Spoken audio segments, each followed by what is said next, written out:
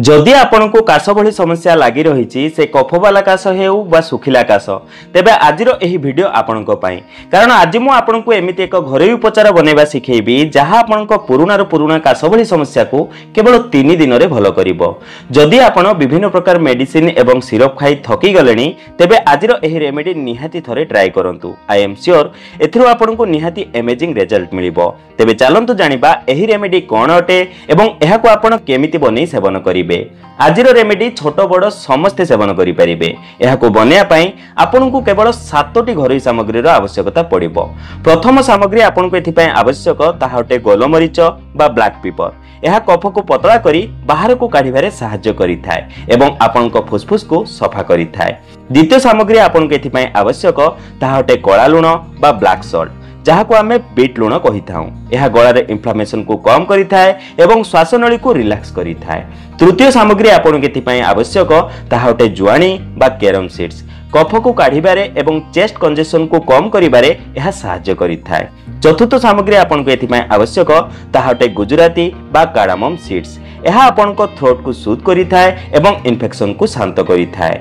पंचम सामग्री आपन को एथिपाई आवश्यक ताहाटे अदा बा जिंजर। अदारू पावरफुल एंटी इन्फ्लेमेटरी प्रॉपर्टीज मिलता है जहाँ चेस्ट एवं थ्रोट उभय को सफा करिबारे सहाय्य करिथाय। षष्ठ सामग्री आपन को एथिपाई आवश्यक ताहाटे तुलसी पत्र बा बासिल लीव्स।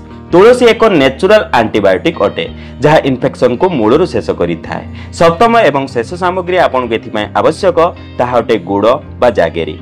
यह एक नेचुरल स्वीटनर अटे जहाँ गलार ज्वलन को शांत करिथाय एवं काशरे सुदिंग इफेक्ट देइथाय। साथरे एथिरे व्यवहृत समस्त इंग्रेडिएंट्स को यह बाइंड करी सिरप भली एक टेक्सचर बनैथाय।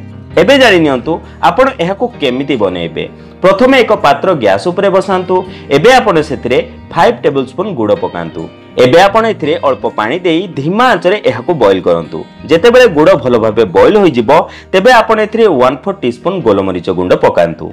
तापरे आपण एथिरे 1/4 टीस्पून बीट लुण पकांतु। एबे आपण एथिरे 1 चमच जुआणी पकांतु। तापरे आपण एथिरे 4 रु 5टी गुजराती मंजी काढ़ी पकई दियंतु। हेले ध्यान रखिबे आपण एथिरे गुजराती चोपार प्रयोग करिवे नाही। एबे आपण एथिरे 1 चमच ग्रेटेड अदा पकई दियंतु। तापरे आपण एथिरे 5टी तुलसी पत्र को छिड़ेई पकई दियंतु।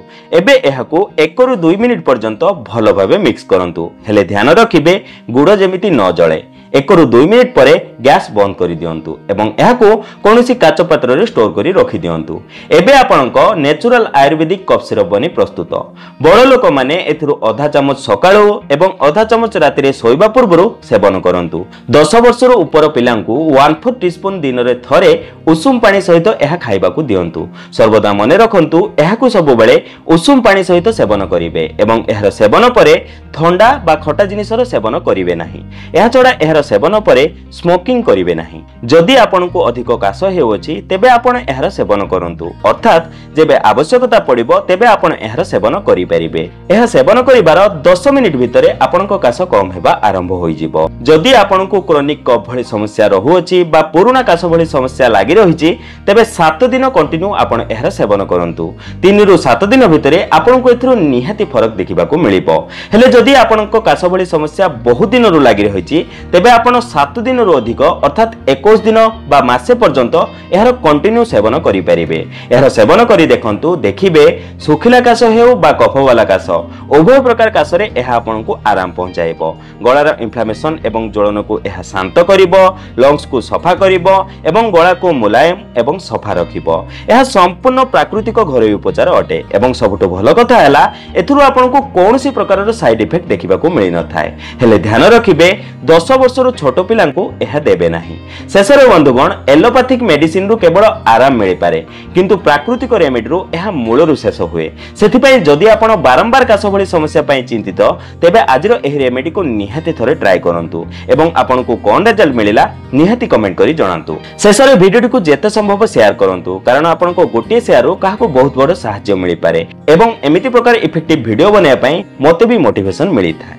वीडियो जदि पसंद आछते तेबे लाइक दियंतु। चैनल को जदि नुआ आछन्ते तेबे सब्सक्राइब करंतु एवं मनरे जदि कोनोसी प्रश्न अछि तेबे कमेंट करी निहाती जणांतु। तेबे बंधुगण आज पई एतिकी पुणी देखा हबो को नूतन सुंदर अध्याय सह। धन्यवाद।